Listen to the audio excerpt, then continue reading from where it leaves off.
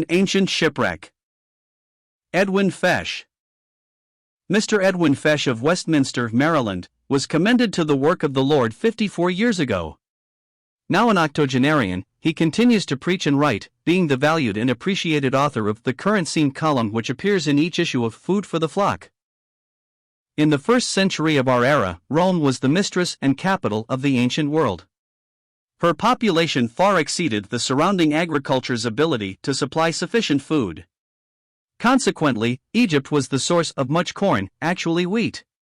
This in turn required considerable shipping to carry on this brisk commerce. These ships, so small compared to our modern ships, were also able to crowd in some 200 to 300 passengers. The voyage which forms our story was narrated firsthand by one of the passengers. Back in 1852, Englishmen interested in revamping the account of the ancient narrative showed their source to a naval captain stationed in the area. He concluded that a landlubber could not give such an accurate account of the seamanship apart from being an eyewitness.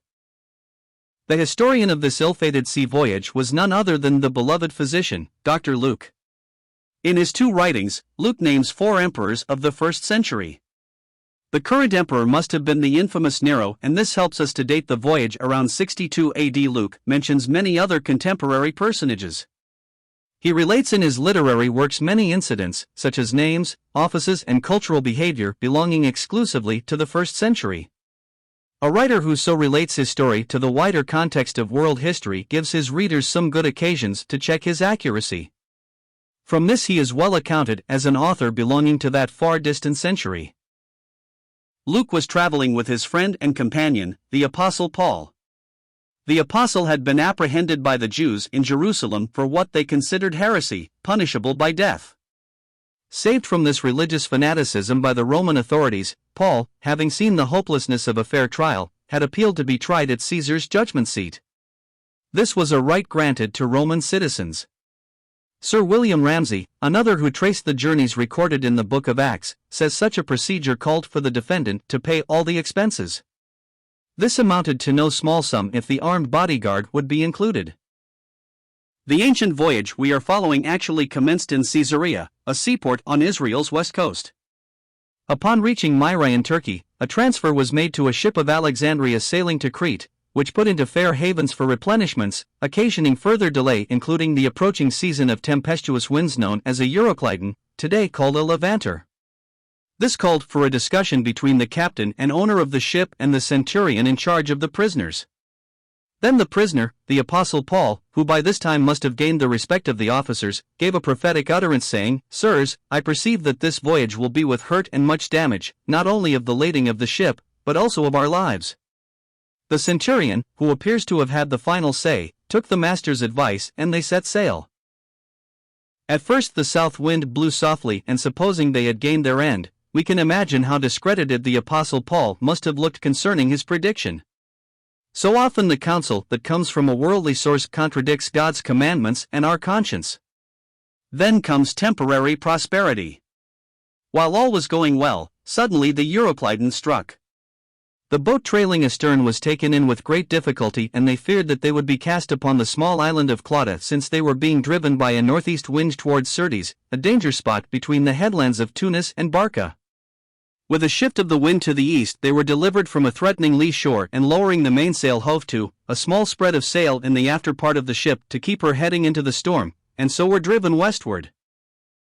The strain on the ship's timbers had caused them to spring, which called for frapping the vessel, passing strong ropes under the keel to brace them.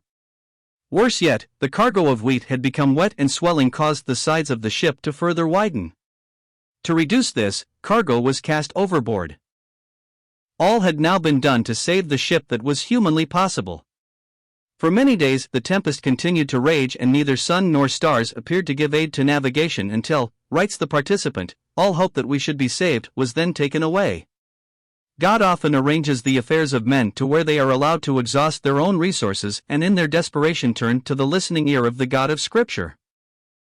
Anyway, Paul the Apostle, who had been long at his devotions, now lifts his voice above the howling wind and the roar of heavy seas and proclaims his divine assurances. A prisoner ordinarily would be of little or no consequence under any circumstances. Matters were now different, and he, who was a man of God indeed, now had the entitlement to be heard. From now on in this otherwise doomed vessel, Paul took the ascendancy. He informed his fellow travelers that an angelic visitant had assured him that his wish to visit Rome was certain, and also that the ship would be wrecked but all lives would be saved. After 14 days of peril, the shipmen sensed that they were near to some shore, and taking depth sounds discovered they were getting into shallow waters. Fearing the possibility of falling upon rocks, they cast 4 anchors out of the stern and wished for daybreak. With the arrival of morning, Paul encouraged all to take a meal, which aided in boosting their morale. With this, the anchors were weighed, the mainsail set, and they were able to make for an inlet where the ship was beached and remained firm while the hinder part was broken up with the waves. The soldiers' counsel was to kill the prisoners lest they should escape, but the centurion, willing to save Paul, kept them from their purpose. Those who are the salt of the earth often account for the preservation of others. The next order was for the swimmers to first make it to land, and the rest on boards and broken pieces of the ship likewise escaped, all safe to land. This voyage has been likened to the church, which has survived through the stormy seas of the centuries, but by schism has been rent asunder and further fragmented. Yet her Lord's dictum remains, the gates of hell shall not prevail against it. The true members may consciously identify themselves with one of its many parts. All brought safe to land. And when the roll is called up yonder, all will be there.